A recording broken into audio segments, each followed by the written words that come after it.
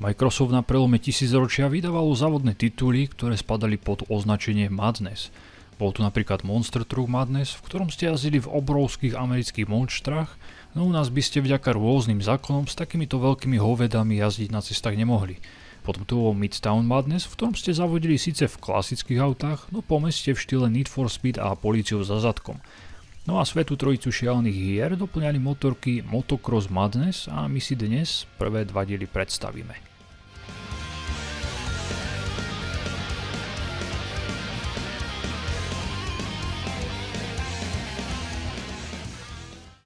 Priznajme si to, všetci sme hrali hlavne druhý Motocross Madness, ktorý bol po všetkých stránkach lepší. Prvý diel oproti nemu pôsobí ako beta verzia, alebo skôr nedorobená hra.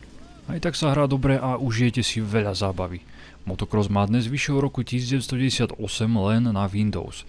Vyrobila ho rovnako ako pokračovanie firma Rainbow Studios, americká vývojárska divízia väčšej firmy THQ. Štúdio Rainbow dodnes vyrobilo veľké množstvo hier, no najviac sa špecializuje na závodné hry. Posledná ich hra Monster Jam je z minulého roka a jedná sa o Monster Trucky. sú závody motocrossu, čiže špinavých terénnych motoriek, ktoré sa rochnia v blate a po závade do pračky ide nielen oblečenie pretekára, ale aj motorka a samotný jazdec. Motocross ma celkom baví jazdiť, prirodzene len virtuálne.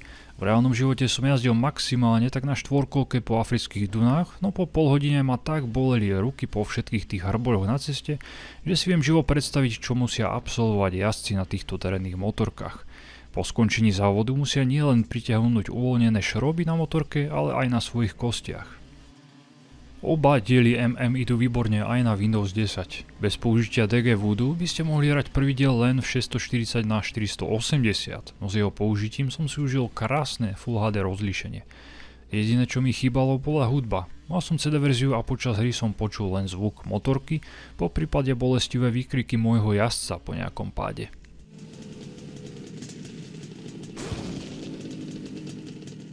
V si môžete vybrať zo 4 módov, čo je veľmi slušné. Prvý sa volá Stunt Query a ide v zásade o to, že si vyberiete otvorenú krajinu a musíte v nej robiť triky. Čiže rozbehnete sa, nájdete si najbližší kopec a skočíte. Vo vzduchu sa potom snažíte urobiť nejaký ten trik a keď ho nestihnete urobiť, skončí to bolestivým pádom. A pády sú na tejto sérii najdôležitejším aspektom. Aj vďaka ním si túto sériu pamätám. Aj vďaka výbornému fyzikálnemu engineu, ktorý bol v pokračovaní ešte lepší. Čo sa týka trikov, môžete urobiť jednoduché, ktoré nepotrebujú tak veľa času na prevedenie, čiže len vystrčíte ruky a nohy, alebo zložitejšie, ktoré nie vždy stihnete dokončiť. Zamrzí, že sa nedajú robiť otočky. Ako náhle sa vaša motorka ocitne vo vertikálnom smere, stratíte nad ňou kontrolu a môžete sa pozerať na pekný let. Keď trik stihnete urobiť, hra vás ocení bodovo. Viac bodov získate buď za dlhšie prevedenie, alebo zložitejšie triky. Super bolo, že oba diely mi automaticky rozoznali gamepad a pritom to bol PS4 ovládač zapojený do PC. A nemusel som mať zapnutý ani tretí program, aby mi ho zmenilo na Xbox sacky, čo je super. Otvorené lokácie sú na dobu vzniku obrovské a výborne sa v nich môžete vyblázniť. No ak poznáte druhý diel, určite budete vedieť, čo v nich chýba. K tomu sa dostaneme. Lokácie 8 a líšia sa zasadením. Máte tu travnaté či kamenné plochy, alebo si zajazdíte na púšti.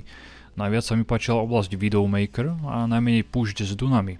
A nie graficky, skôr tým, že sa v nej ťažko robili triky. Druhým módom je Baja. Sú to závody v otvorených lokáciách. Hrá sa na určitý počet kôl a každé kolo musíte prejsť určitým počtom brán.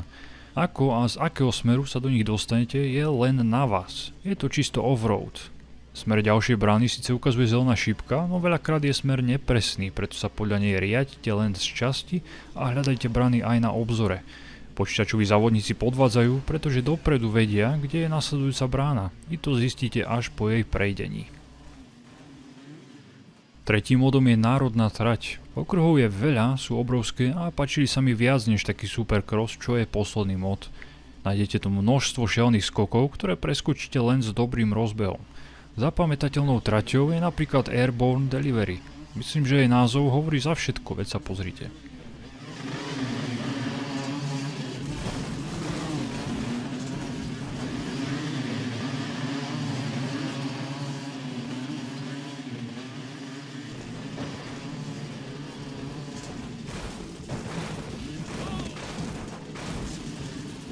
Posledným modom je Supercross, ten ma bavil najmenej. Jazdíte na malej ploche, takže sa nikdy nemôžete poriadne rozbehnúť.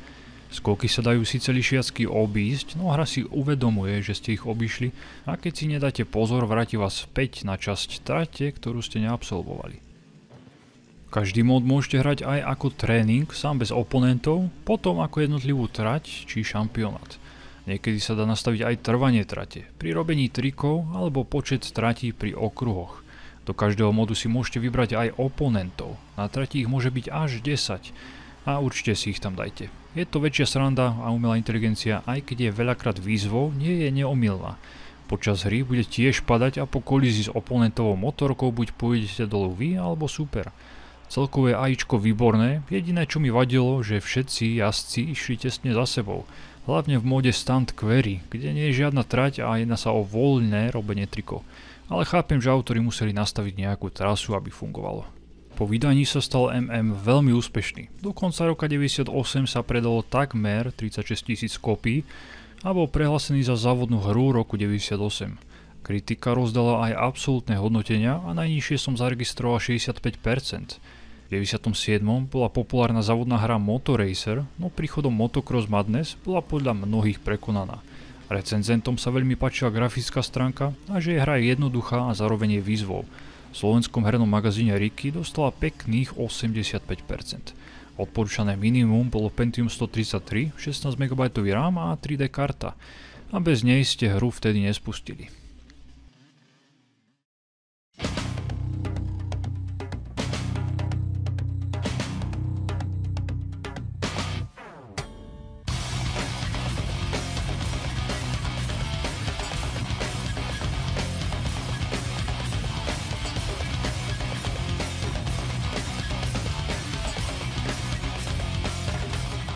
Druhý Motocross Madness vyšiel 25. mája roku 2000 a priniesol zlepšenie ako v grafike a zvukoch, tak aj vo fyzikálnom engine.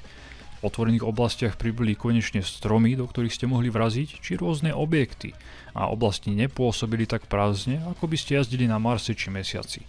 Zaujímavosťou je, že v hre je viac než 50 000 3D objektov. Poďme si pozrieť zmeny v jednotlivých módoch a či sa pokračovanie hrá lepšie alebo nie.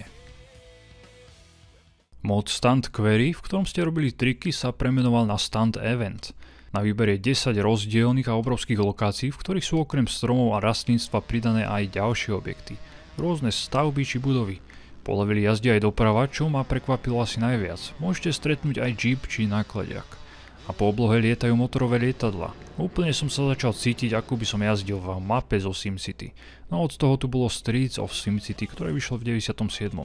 Je tu inak jedna zaujímavá featureka. Keď sa rozhodnete ísť motorkou za stanovenú oblasť mapy, hra vás katapultuje späť.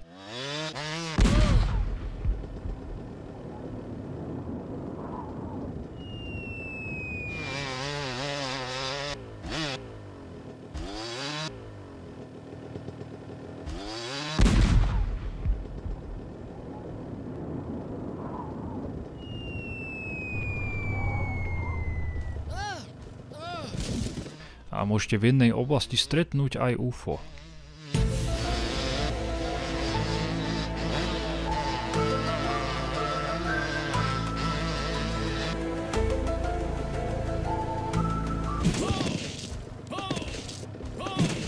Čo sa týka ovládania motorky, rýchlejšie reagovala a rýchlejšie dokázala chytiť kontakt s terénom. Tiež sa mi zdalo, že skoky sú tu oveľa väčšie a s tým súvisí aj to, že motorka má väčšiu akceleráciu. V dvojke väčšie skoky alebo pády zvyšok neprežijete. V jednotke ste prežili aj nereálne výšky, tu si musíte dať pozor, aby ste príliš vysoko nevyskočili. Triky sú tu inak rozdelené než v jednotke, takže si budete chvíľu zvykať. Najrýchlejší trik sa zmenil, nohy vystrčené dopredu nad riadidlá.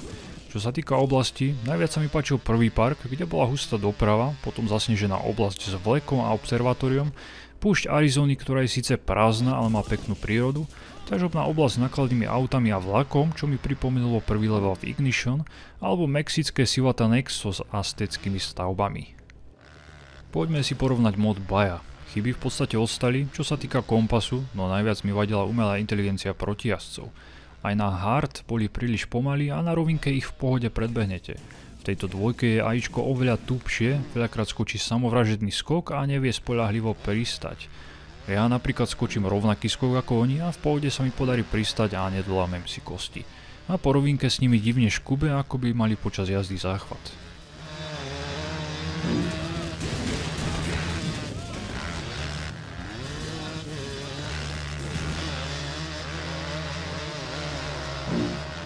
Novým módom je Enduro, ktoré ma bavilo spoločne s bajou najviac. Je to podobný mod ako baja, tiež jazdíte v otvorenom prostredí a musíte prechádzať cez brány, no v prostredí sa nachádza oveľa viac budov, objektov a trati sú dizajnované tak, aby ste museli preskočiť vlak alebo sa vyhýbať trafike. Len obtiažnosť je minimálna, keďže aj na hard boli oponenti pomalí a stále padali.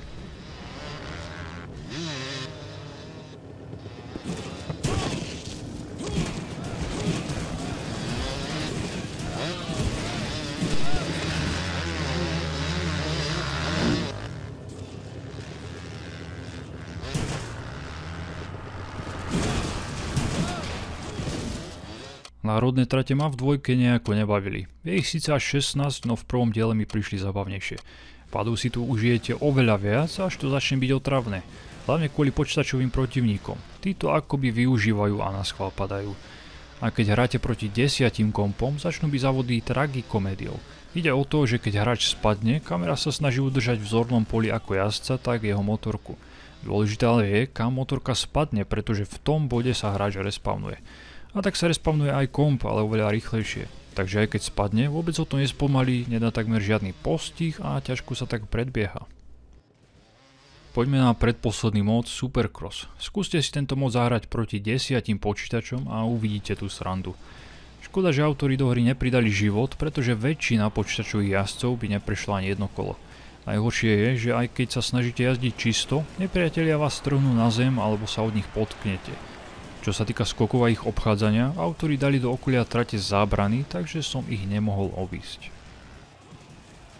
Novým módom je Pro Circuit. Je to séria závodov z predchádzajúcich módov, v ktorých sa hrá o peňažné výhry, vďaka ktorým si následne môžete vylepšovať motorku. Nesmiem zabudnúť na obrovské množstvo užívateľských map, ktoré fanúšikovia vytvorili. Síce som ich neskúšal, no dajú sa nájsť buď na stránke mcm2central.com alebo na databáze módov. Do hry sa dajú vytvárať aj nové oblečenia pre jazdcov. A čo sa týka motoriek, Microsoft malo ošefované a licencované, takže si môžete zajazdiť na Yamahe, Suzuki či Honde. Rovnako ako v prvom diele, ani tu hudba počas hry nehrá. Len v úvodnom intre a na konci hry. A tieto songy nahrala kapela Incubus. U kritiky hra v priemere dostala 86,3%. Chválili návykovosť a že všetky aspekty z prvého dielu boli vylepšené. MM2 sa dá hrať samozrejme aj cez multiplayer, kde sa dá zažiť najväčšia zábava. Len škoda, že som v čase recenzovania na Game Rangeri nenašiel žiadnu otvorenú hru. V roku 2013 vyšiel tretí diel len na Xbox 360, už ho robila iná firma Bonkfish a nestal sa tak populárny ako predchádzajúce diely. Ja môžem odporučiť oba diely, no a ak chcete ten lepší, zahrajte si druhý Motocross Madness.